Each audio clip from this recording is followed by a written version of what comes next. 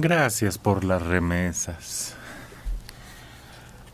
Se repite y se repite. 8 personas murieron. 2 botes de contrabandistas se aproximaban a una playa de San Diego y uno de ellos volcó. Algunas de las víctimas eran mexicanas, según el Consulado de México en San Diego. Se desconoce cuántas de estas 8 que perdieron la vida. Una mujer hispanoparlante que viajaba en una de las embarcaciones llamó la noche al número de emergencias 911 para reportar que el otro bote se había volcado en las olas. La mujer que llamó aseguró que el bote se volteó y que llevaba a 15 personas, pero era solo un estimado. La Guardia Costera y los bomberos de San Diego lograron sacar los cuerpos de 8 adultos de las aguas. La densa neblina entorpeció las labores de búsqueda durante la noche y las labores se reanudaron por la madrugada cuando mejoró el clima. Las autoridades calculan que 23 personas viajaban a bordo de 2 embarcaciones y señalaron que algunos o todos los pasajeros pudieron haber escapado por la playa ubicada a unos 24 kilómetros del norte de San Diego. Pero ¿a qué tan lejos estaban de la playa? ¿No señalan? No, dice 15 kilómetros. Es que la mujer que llamó era parte de los migrantes que querían llegar. Sí. Entonces nada más dijo, cuando se vio que la otra volcó y se perdió, y ellos continuaron su camino. Se han de haber desembarcado. Sí, y además desembarcaron y se pelaron. Sí. Pues ya tenían invertido. No debió haber salido barato este viaje. Debió haber costado una buena cantidad. Y son esos migrantes que ¿por qué se están yendo otra vez en cantidades tan grandes? Eso es lo que habría que investigar. No. Capaz quedan con la causa y alguien se arrepiente de irse. No, hombre. Si lo de las remesas es lo que está manteniendo una gran parte de lo que se hace aquí en México. Pues qué mal. Claro que está mal, Manelik. Y claro que no lo debiera festejar el presidente, porque esas remesas son de personas que tuvieron que irse porque aquí no encontraron las oportunidades. Por cierto, ahí en la frontera 2,000 migrantes avanzaron hasta la mitad del puente internacional Santa Fe, en Ciudad Juárez. Y empezaron a avanzar, presionando a los gringos de déjenos pasar. Eso que nosotros conocemos como dar portazo. Exacto. Los migrantes centro y sudamericanos en su mayoría rebasaron el punto de revisión de autoridades mexicanas. Paso del Norte. Pero ya cuando llegaron a las barreras de los gringos, ahí sí los detuvieron. Los migrantes querían ejercer presión y llamar la atención de las autoridades estadounidenses. Los reclamos iban en aumento hasta que los estadounidenses golpearon a los que intentaron cruzar, al tiempo que a los demás los amenazaban con sus armas de fuego.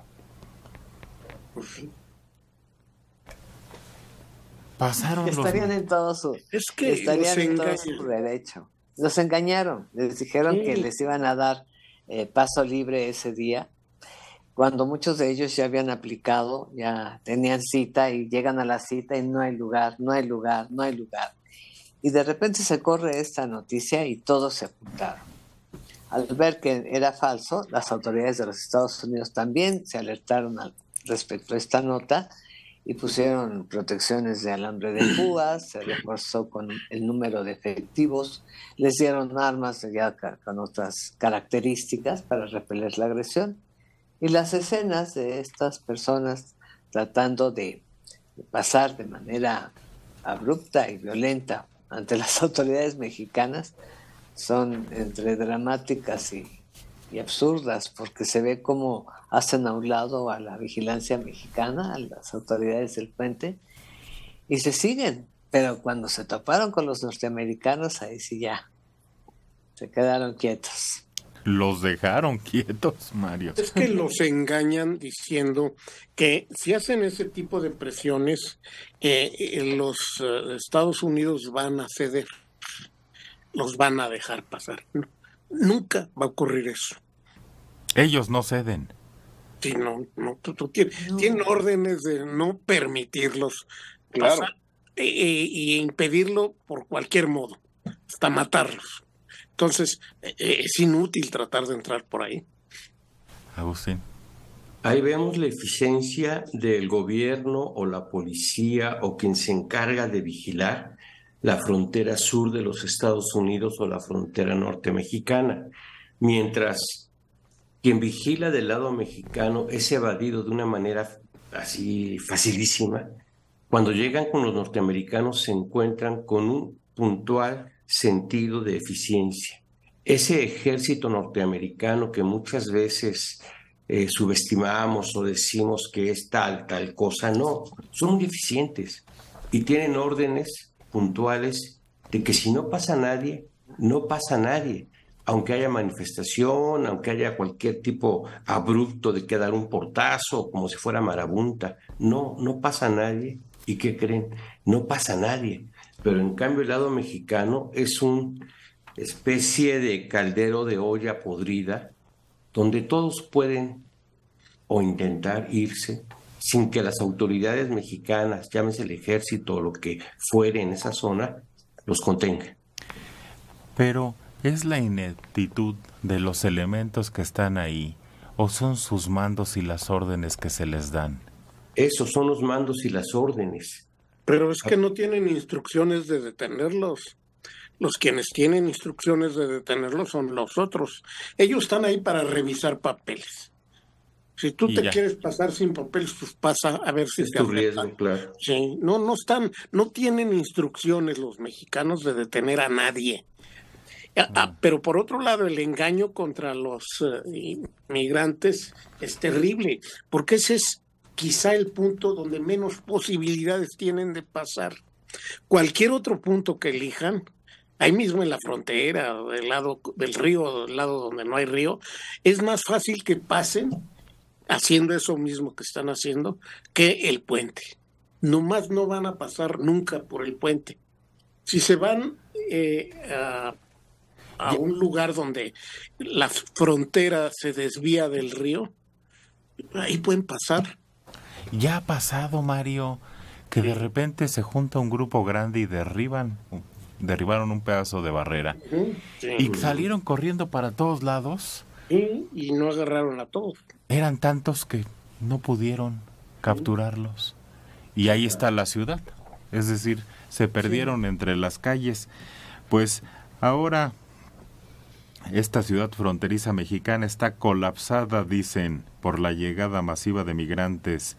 Los albergues están a su máxima capacidad y los migrantes que no alcanzan refugio duermen en las calles enfrentando las bajas temperaturas de la región. Los migrantes han sido apoyados por la comunidad de Ciudad Juárez en alimentación y abrigo, pero no hay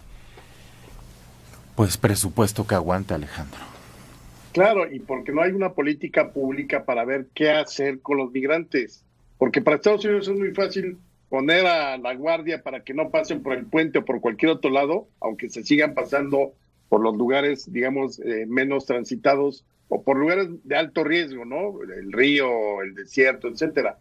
Pero el problema es que aquí en México hemos dejado pasar.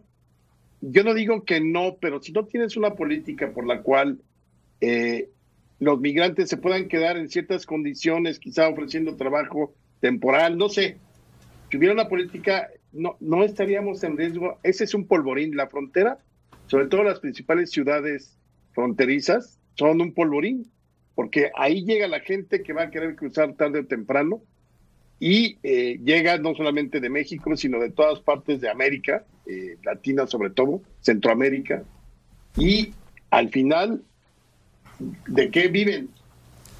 ¿A qué se dedican? Los albergues saturados.